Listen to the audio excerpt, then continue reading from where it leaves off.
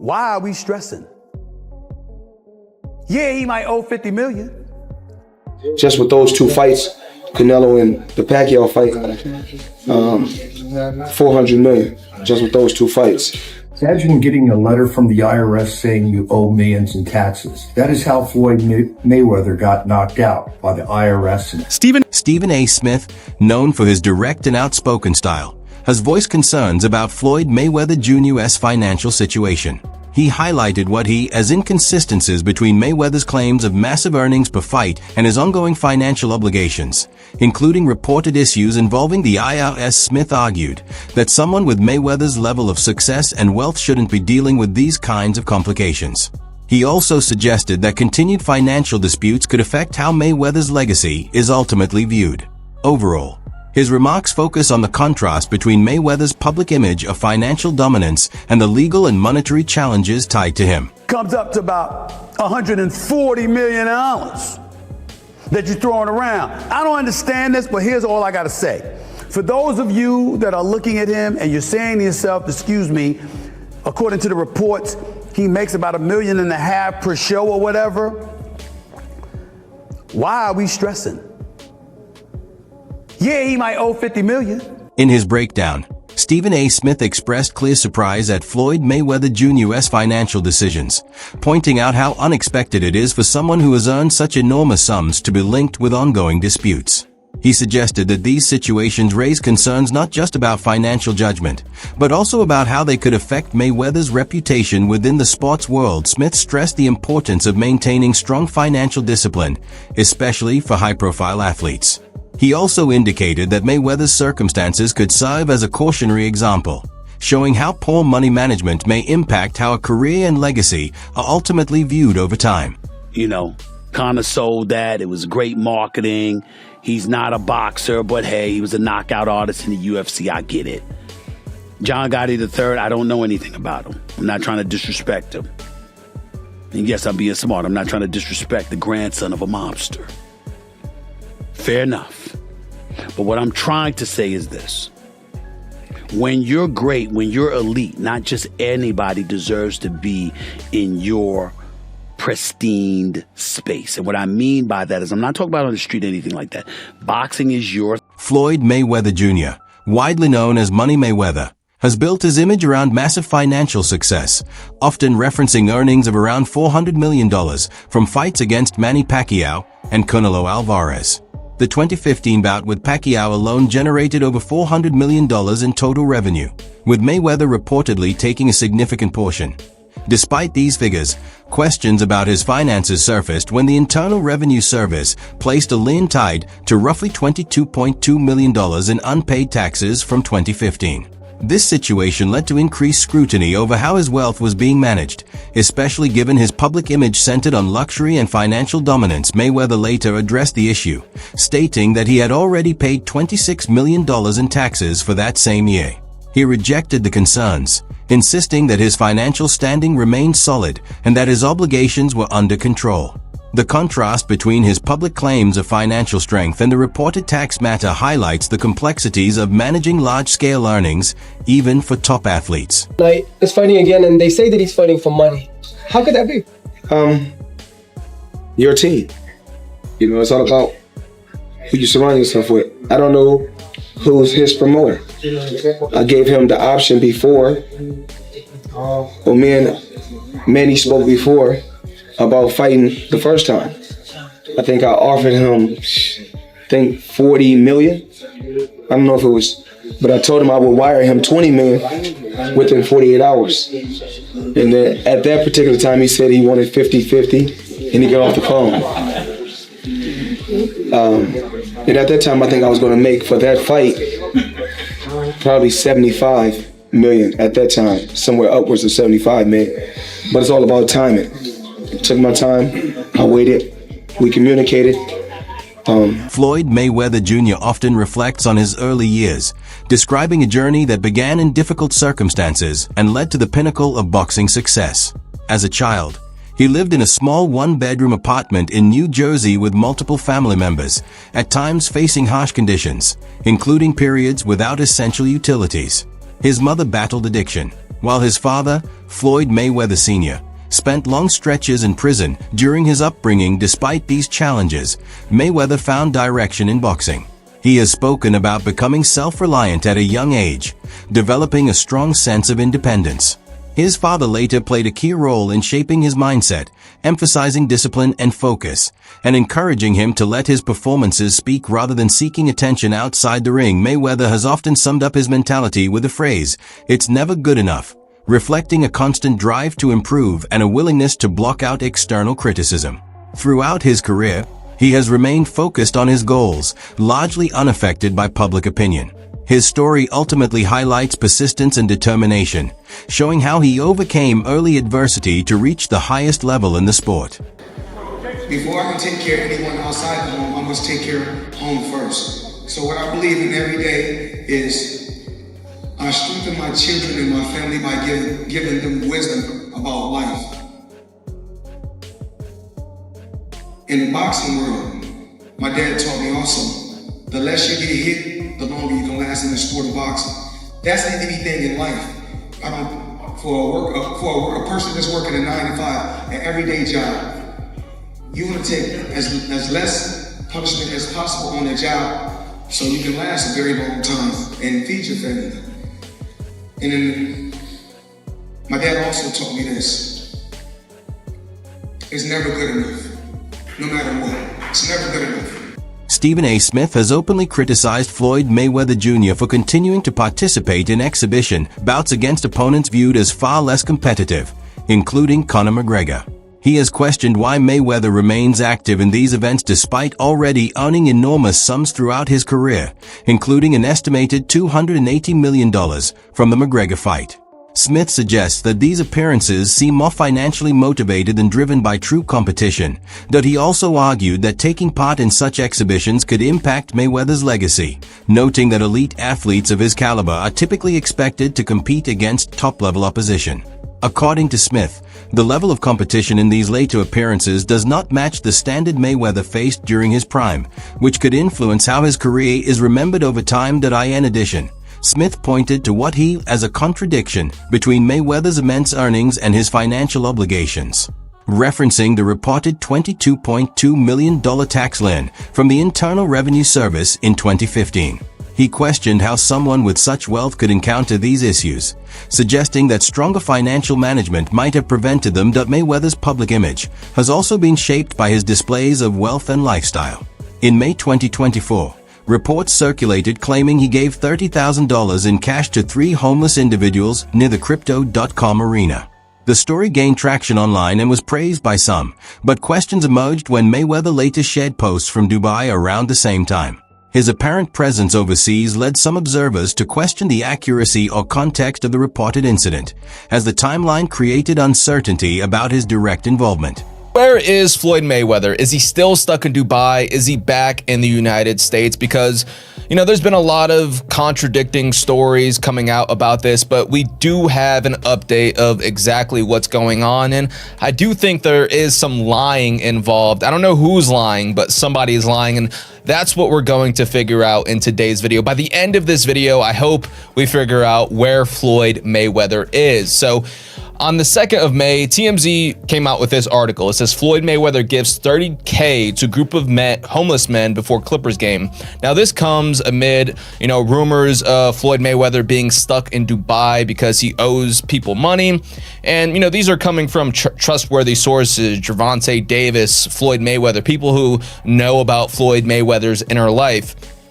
But back to TMZ. So they reported Floyd Mayweather was courtside for last night's pivotal Clippers versus Mavericks game. But before money got to the arena, he was handing it out, blessing 3 homeless men with $30K. Now, there are no pictures. There is no video of this happening. But there is an official TMZ article, and TMZ usually gets it right. TMZ also said, we're told Mayweather began talking to the guys and decided he wanted to help. So he busted out his backpack and blessed each guy. This situation highlights how complex public perception can become and the challenges high-profile figures face when managing their image. Floyd Mayweather Jr. was recently linked to a reported charitable act in Los Angeles that quickly gained media attention. However, questions soon arose about the timing of the report, leading some to doubt whether the event happened exactly as described. At the same time, Mayweather was seen in Dubai, which added to the uncertainty. The difference between the reported act and his confirmed location led to speculation about whether the story had been presented in a way that enhanced his public image. While charitable actions often improve a celebrity's reputation, any inconsistency can have the opposite effect. In this case, the gap between the claim and his whereabouts raised concerns about credibility, with some viewing the situation as potentially driven by publicity rather than genuine intent. This episode shows how quickly public narratives can be questioned and underscores the importance of aligning statements with verifiable facts. It also contributed to increased scrutiny of Mayweather's overall image. Beyond that, Mayweather, long regarded as one of boxing's greatest, has continued to face attention regarding his financial matters. Despite earning massive sums during his career, including a reported $220 million from his 2015 fight with Manny Pacquiao, he encountered issues with the Internal Revenue Service. In 2017, the IRS filed a federal tax lien for approximately $22.2 million tied to unpaid taxes from 2015. In response, Mayweather requested a delay from the U.S. tax court, asking for more time until after his 2017 bout with Conor McGregor, which was expected to generate significant revenue. He explained that much of his wealth was not readily accessible, making immediate payment difficult. The IRS, however, maintained that his income level indicated he had the ability to meet those obligations. These developments have continued to fuel debate around his financial management, with some questioning whether his spending aligns with long-term stability and how his wealth is structured. Although Mayweather still appears in exhibition events, he has stated that these appearances are driven more by personal interest than financial necessity. Yes. But he's just flaunting, as you said, he's flaunting his opulence. He's also flaunting basically his middle finger at the IRS. You cannot do this. No. You will lose. This is one foe you can't outrun or outdance or outsmart or play defense on. You just can't get away with it. You can try for a while, but the clock is just, that meter is just running and running and running, and it's just going straight up. Interest and penalty. Yes! As we speak. Another day just passed, another interest penalty. And I don't get Floyd, because he's so out there with it, Yes. as you say, on Instagram, so it's not like he's trying to hide his opulence. He is throwing it out for all to see with all those cars and all the, it's outrageous, and he's earned. Joe Rogan recently expressed surprise at the extravagant lifestyle and financial decisions of Floyd Mayweather Jr. During a podcast conversation, Rogan reacted with amazement while describing Mayweather's collection of luxury items, including high-end watches and diamond jewelry. He pointed out that maintaining such a lifestyle requires a steady stream of income, suggesting that spending at that level demands constant cash flow over time. Mayweather's financial history has also attracted attention, particularly regarding tax matters.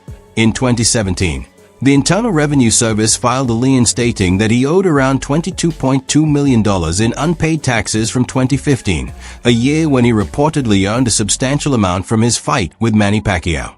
Although Mayweather has stated that he paid approximately $26 million in taxes for that period, questions have remained due to the reported discrepancies. More recently, in 2024, reports indicated that Mayweather paid over $18 million to the IRS, showing that tax-related obligations continued even after his active career.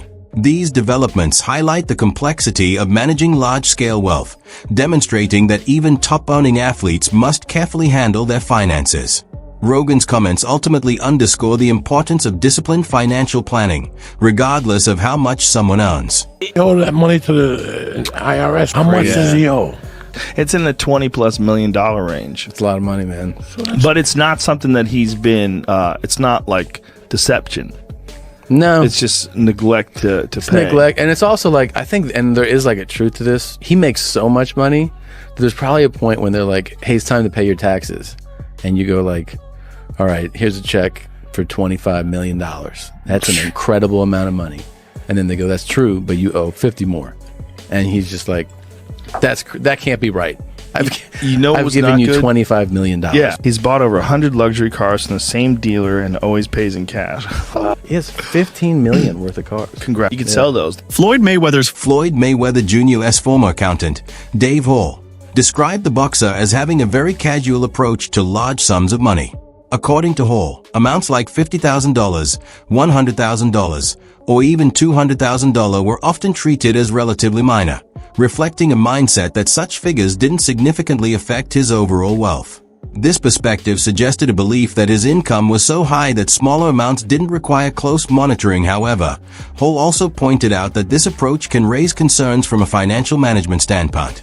When dealing with major investments, such as commercial real estate or shopping centers worth around $100 million, the way profits are structured becomes critical.